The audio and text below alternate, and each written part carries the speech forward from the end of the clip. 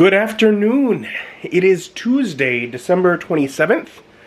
I worked the later shift today to help with the training team. So I got off work late. I have a bit of a shorter evening. So for movie day, I'm like, well, I mean, part of me is like, oh, I want to get into James Bond or maybe the next Marvel movie or something like that.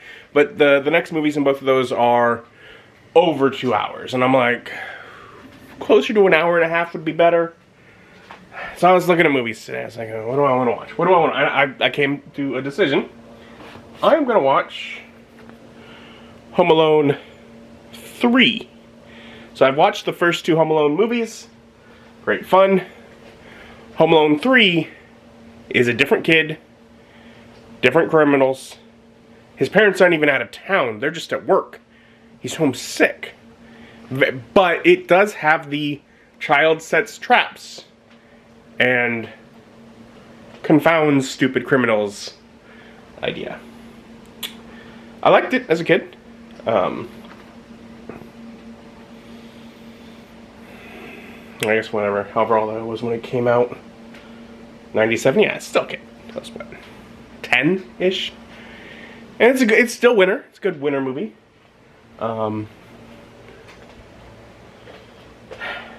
So yeah, that seems like a fun movie to watch. And ultimately, it is completing a, I want to continue with the other series. It's the third in a series, even if it is only loosely related to the other two. So yeah, I'm gonna watch Home Alone 3.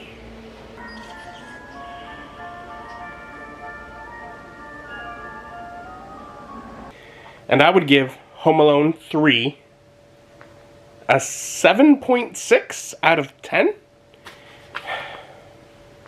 It's kind of surprised almost at how well it stands up. Like I debated putting it on the level of the first two. It is a tighter film. There are a lot of things that it does better, but it doesn't quite have the same heart, the same visual style. There are a lot of technical aspects that the first two definitely did better.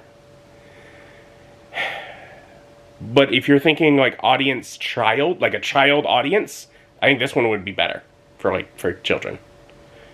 It wastes less time with the stuff that I never cared about as a kid, and spends more time on the stuff that child Adam thought was exciting.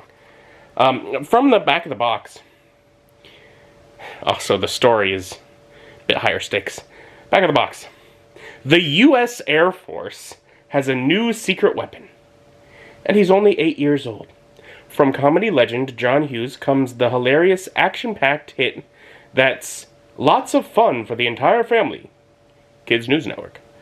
A band of international crooks has hidden a military computer chip inside a toy car, but an airport mix-up lands it in the hands of whiz kid Alex Pruitt, played by Alex D. Linz. So Alex is playing the part of Alex in this movie, who's home alone with the chicken pox in a quiet Chicago suburb. When the criminals zero in on Alex's house with their high-tech gadgetry, madness and mayhem kick into high gear as the pint-sized hero defends himself against the bumbling bad guys, armed with an outrageous array of ambushes and booby traps. So, there is a bigger percentage of this movie that is the hijinks around the house than in the previous two. I'm not sure if it's all that much more time spent on it, but this movie is 20 minutes shorter, so it's definitely a bigger percentage. I think it also might be a little bit more time. There is less time spent on the setup. They start off with showing really the exchange where these bad guys are obtaining this military chip and explaining to the audience, if this chip gets from these bad guys to the terrorist organization in Hong Kong or wherever that they're trying to get it to, that organization can make missiles that cannot be spotted. That is the stakes. Much higher stakes than these guys are robbing a house. No. So they set that up, they put it in a toy car, and you see the mix-up where this old lady isn't paying attention when she's getting her bags out of the scanner thing where they hid it in a toy car so it could go through the airport scanner and not be detected, because they just put this chip up against the remote control car chip.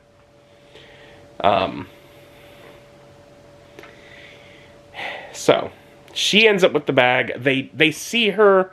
They see where she's leaving. They track down that cab and find out what street it was delivered to. So they have the street. They start checking houses. Meanwhile, Alex is homesick. Both his parents and both his siblings are there. Sister played by Scarlett Johansson, actually. Very young Scarlett Johansson. But Dad needs to leave for a business trip. Mom keeps having to go to work when she'd rather stay home and take care of her son, but she just has a high-pressure job where she keeps being pulled into the office. And, of course, his siblings are going to school. He has the chicken pox, so he's stuck at home.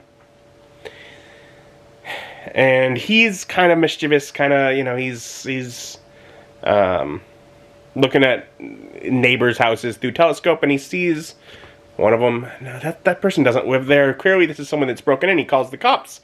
They break in the door. Bad guys are gone by the time the cops get there.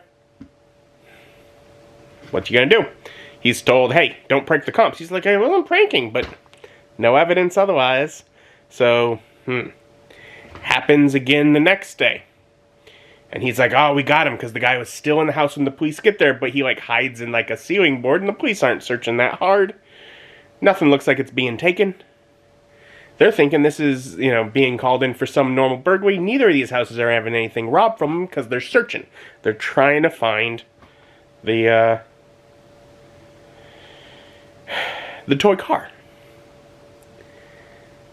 So, okay, well, they leave again. They tell him again, don't do it. So he's like, all right, I can't keep calling the cops. I keep getting in trouble. So now he uses his toy car and he puts a recorder on, a videotape on it, and he's trying to get footage of him. He doesn't know it's the toy car they're looking for. So he gets, a picture with one of their faces, and he's, having this toy car. He can remote see the camera there, and he's also looking at his windows, and it's driving around, and they're chasing after it. He gets it away from him, and he gets it back into his possession, and learns that during the moment where they had it, they took out the tape. Why were they chasing it if they already had the tape? Fumbling around a bit, it comes open and the chip falls out. He calls the Air Force recruiting office, and they're like, we don't deal with that. It's probably just something that says Air Force on a toy. Who cares? It's like, take the number. Report to the person that would do something. He's like, sure. So he gets the chip number. Whatever. This guy does not think it's important. But that evening, because the criminals are like, okay, based on where the car was able to drive, and we know, okay, well, what's the, these are smart criminals. They're figuring out, okay, what's the radius of the remote control, the radio signal? Okay, so it's centered on this house. This house could see each of the houses where the cops got called on us and we had to flee. It's got to be this house. They call and basically make a pretend call like it's one of his friend's parents, and they're just checking and, confirming basically that the kid has the car, acting like, oh, maybe, was that, did he have our kid's car? No, that's his, he has one. So the kid knows, the crooks know he's got it.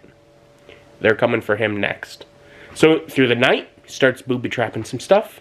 And then we get some hilarity in the morning as his mom is trying to head off to work, and he's making sure she doesn't hit any of the booby traps on her way out.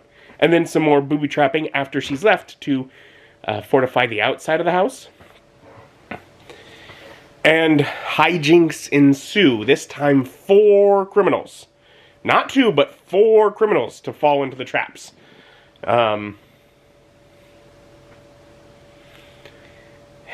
Being electrocuted, being frozen, being getting concussions, being glued to things, all the fun hijinks that Kevin McAllister would be proud of. Alex is able to do them. No paint cans down the stairs. Oh well. We do have dumbbells off the roof. So, close enough.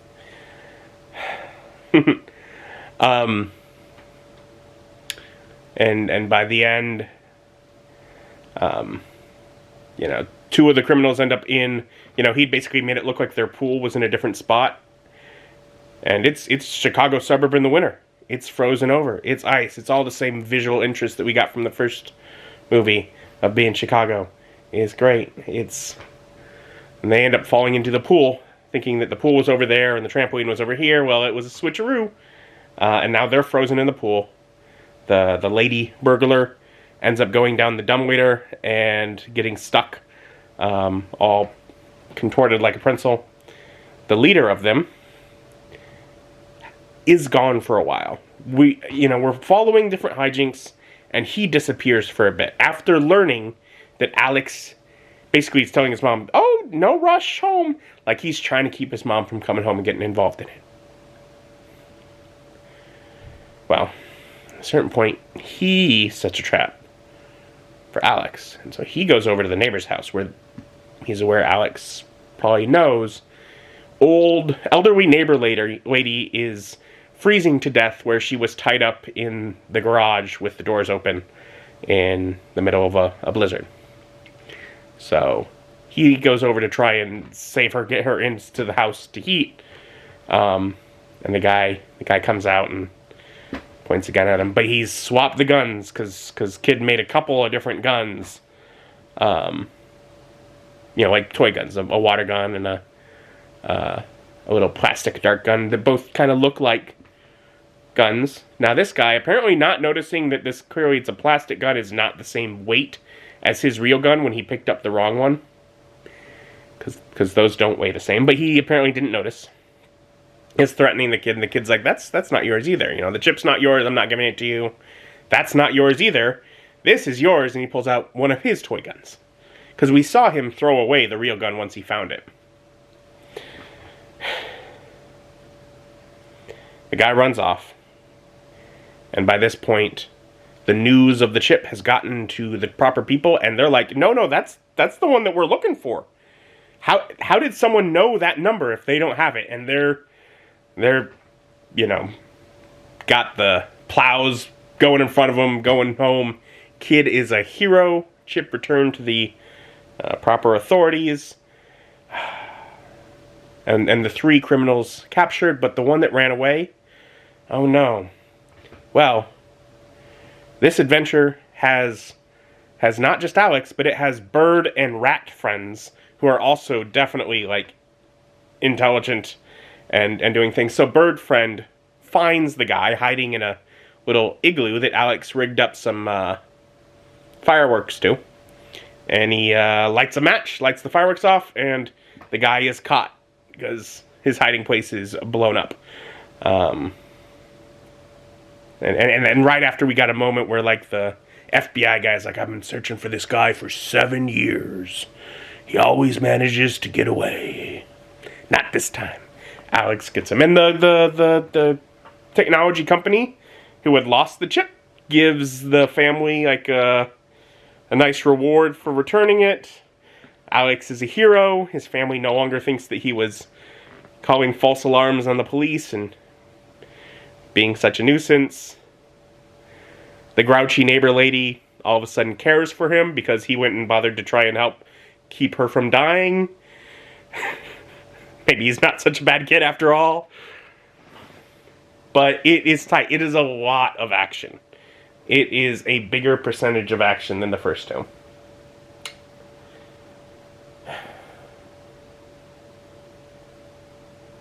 But yeah, these whatever four criminals of whatever, and Alex. It's fun. Again, less technically impressive, but more just action-packed, silly booby traps and all that kind of thing. Home Alone 3. And it was fun. It was fun. And I finished in time that I can get to bed. Even more important. So I am going to call it a night. Thank you for joining me. Join me as my journey continues.